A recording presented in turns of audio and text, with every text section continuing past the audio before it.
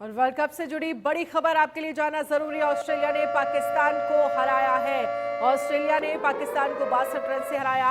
पाकिस्तान की world cup में लगातार ये दूसरी हार है। ऑस्ट्रेलिया ने पाकिस्तान को दिया था 368 रनों का टारगेट, जिसमें पाकिस्तान को हार का सामना करना पड़ा और पाकिस्तान की ये दूसरी हार है। इससे पहले जो है वो पाकिस्तान टीम इंडिया से हारी थी और अब ऑस्ट्रेलिया ने भी पाकिस्तान को हरा दिया है। 62 रन से पाकिस्तान को ऑस्ट्रेलिया ने हराया। 368 रन का टारगेट जो है वो ऑस्ट्रेलिया की तरफ से पाकिस्तान को दिया गया था। बात ऑस्ट्रेलिया की करें तो शानदार परफॉर्म करती हुई टीम ऑस्ट्रेलिया जो है वो नजर आई। तो ऑस्ट्रेलिया ने वर्ल्ड कप में दूसरी जीत हासिल कर ली है और टीम को पाकिस्तान को 62 रन से हराया है। और आपको बता दें कि ऑस्ट्रेलिया को इससे पहली जीत जो है वो श्रीलंका के खिलाफ मिली थी। तो बेंगलुरु के एम चिन्नास्वामी स्टेडियम में आपको बता दें कि पाकिस्तान ने टॉस जीतकर फील्डिंग चुनी। ऑस्ट्रेलिया ने पहले बल्लेबाजी करते हुए 50 ओवर में 9 विकेट पर 367 रन का स्कोर जो है वो खड़ा कर दिया। और वहीं पाकिस्तान ने 45.3 ओवर में 305 रन पर ही ऑल आउट हो गई पाकिस्तान की टीम। और इस पर चर्चा करने के लिए हमारे साथ हमारे सहयोगी जुड़ गए हैं लाइव।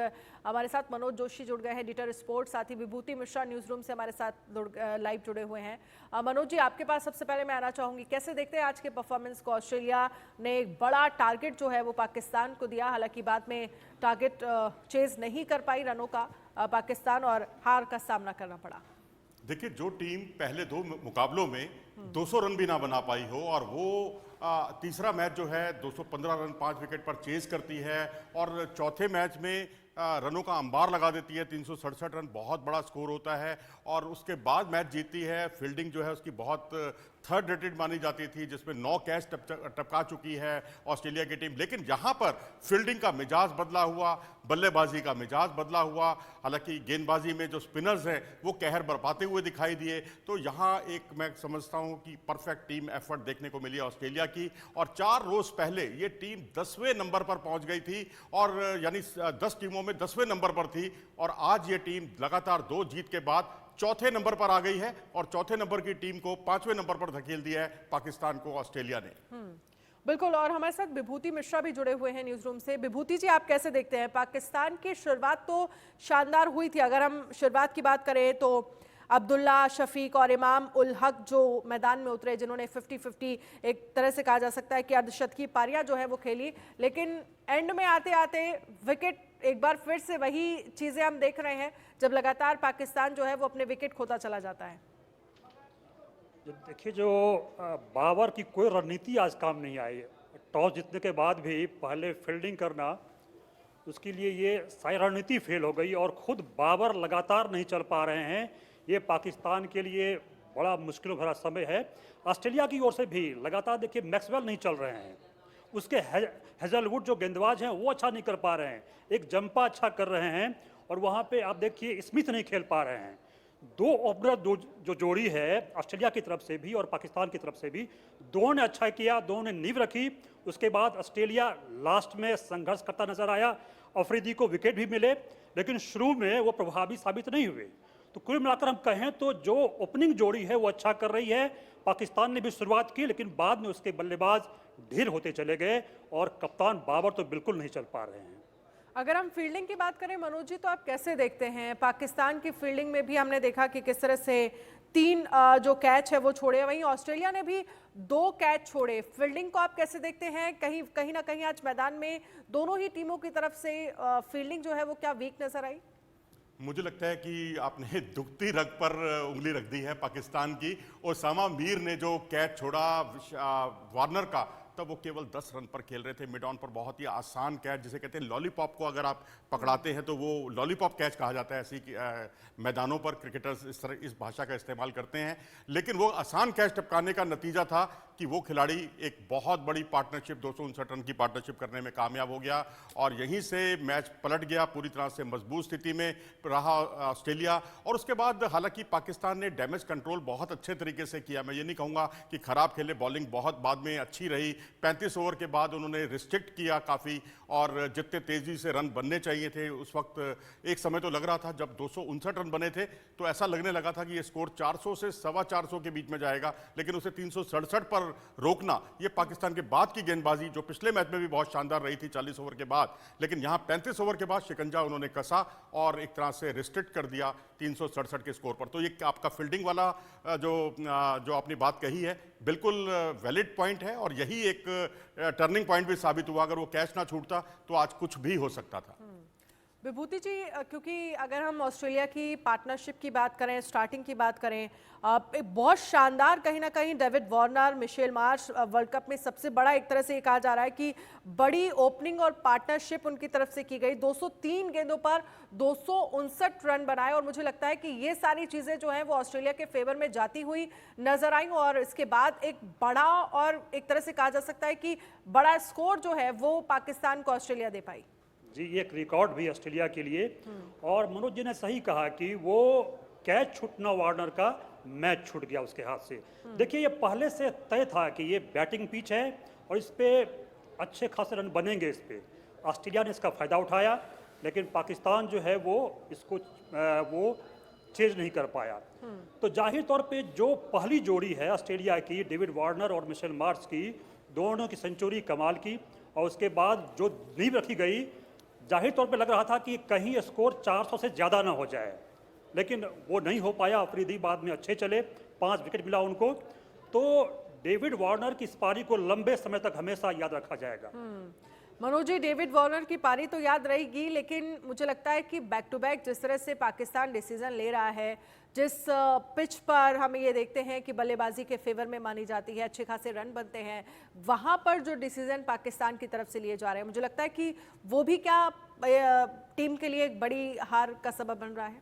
मुझे लगता है जो कंडीशंस हैं उसको वो समझ नहीं पा रहे हैं या बहुत जल्दबाजी में फैसले ले रहे हैं। इसकी कोई ज़रूरत नहीं है और लंबे समय से यहाँ पर वो टिके हुए हैं और उसके बाद भी अगर आप इस तरह से जो ट्रेंड चेंज हो रहा है यहाँ पर उसको भली भांति समझना बहुत ज़रूरी होता है। एक अच्छी स्ट्रेटेजिक मूव होता है और आप उसी में बुनियादी गलतियाँ करते हैं तो आप दूसरी टीम को फिर ऊपर से आप कैच टपका देते हैं तो फिर 367 रन के जवाब में कोई भी टीम जो है कितना भी मेहनत कर ले इस स्कोर तक पहुंचना बहुत मुश्किल होता है। हालांकि 300 के स्कोर तक पहुंची है ये टीम, अपने आप में मैं समझता हूं छोटी छोटी पार्टनरशिप भी की हैं, लेकिन ऑस्ट्रेलिया एक ही पार्टनरशिप सब पर भारी पड़ गई, वार्नर की और वार्नर के साथ में जो मार्श हैं उनकी, जिन्होंने कट शॉट बहुत अच्छे तरीके से खेले, लेट कट उनके बहुत अच्छे थे और तो और उन्होंने कवर ड्राइव बहुत अच्छे लगाए। और वहीं अगर वार्नर की बात करें, उनके तकनीकी पक्ष की बात करें तो उन्होंने आज pull shot, straight drive, mid wicket की तरफ बाउंड्रीज और कवर ड्राइव, ये चारों शॉट्स उनके आज के वेपन रहे बहुत बड़े, जिससे पाकिस्तान की टीम बिल्कुल हाशिए पर आ गई।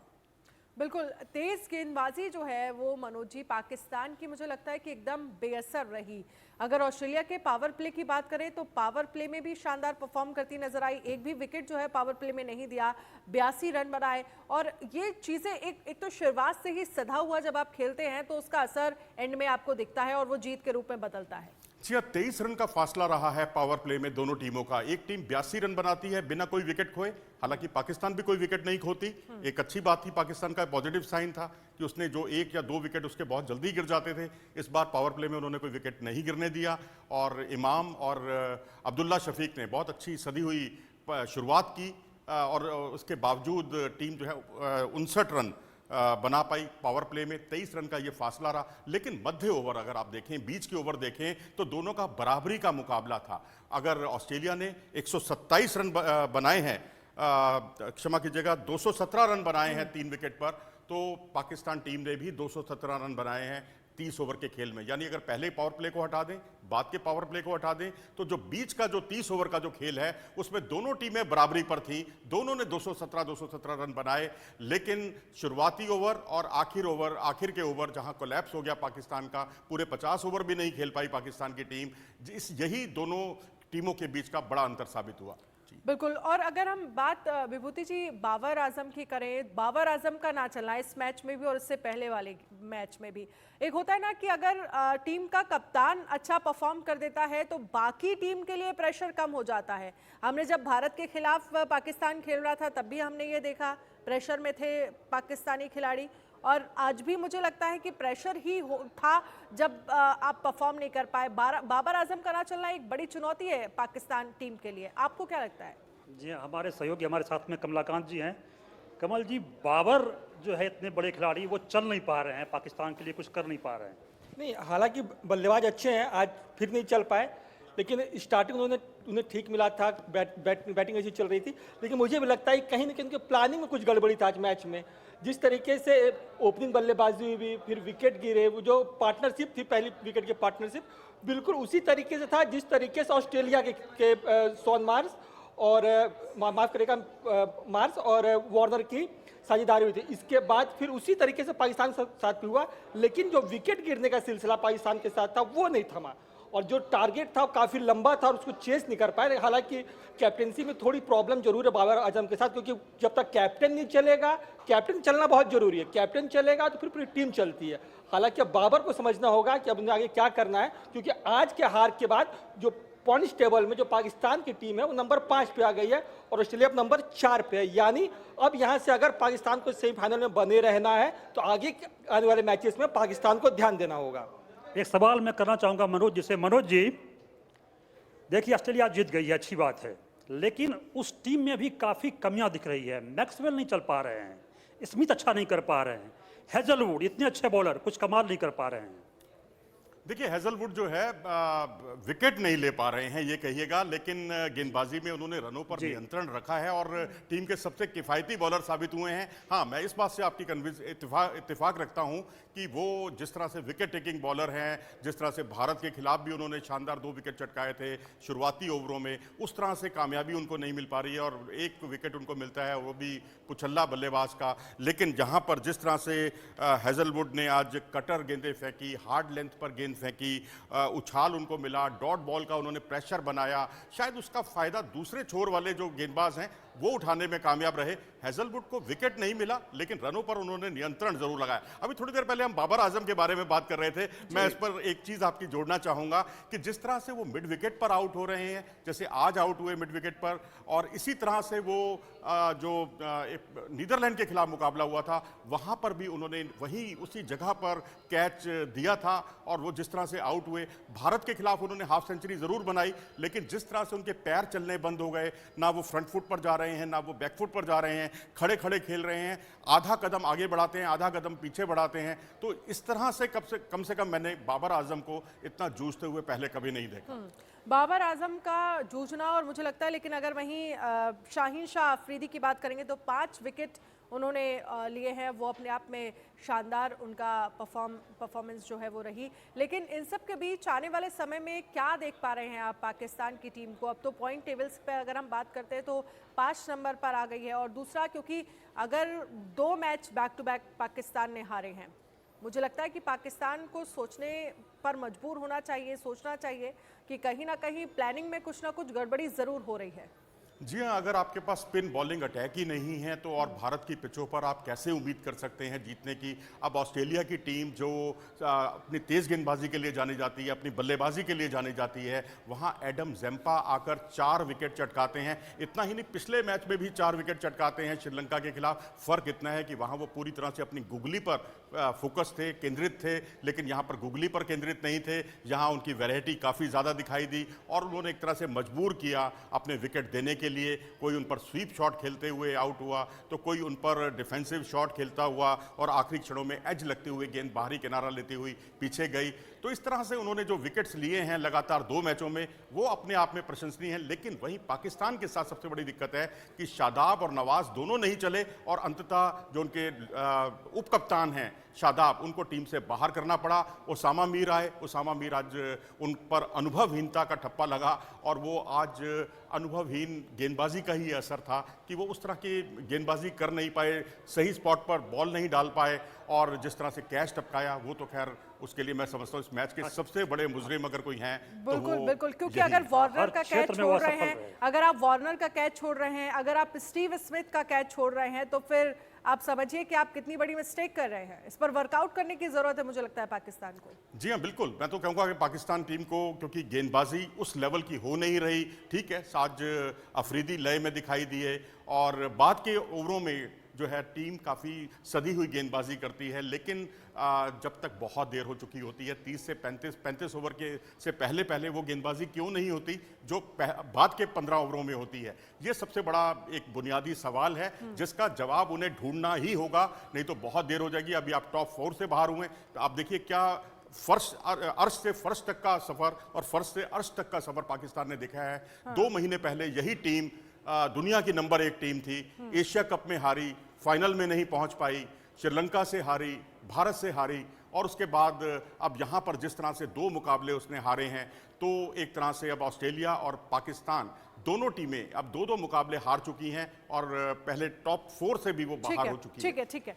बहुत बहुत पाकिस्तान को शुक्रिया लेकर सर, समय की कमी है हमारे पास। विभूति जी, मैं आपके पास दोबारा से आऊंगी। बहुत बहुत शुक्रिया हमारे साथ जुड़ने के लिए। मनोज जी, आपका भी बहुत बहुत शुक्रिया हमारे साथ जुड़ने के लिए। एक छोटे से ब्रेक के लिए रुकेंगे।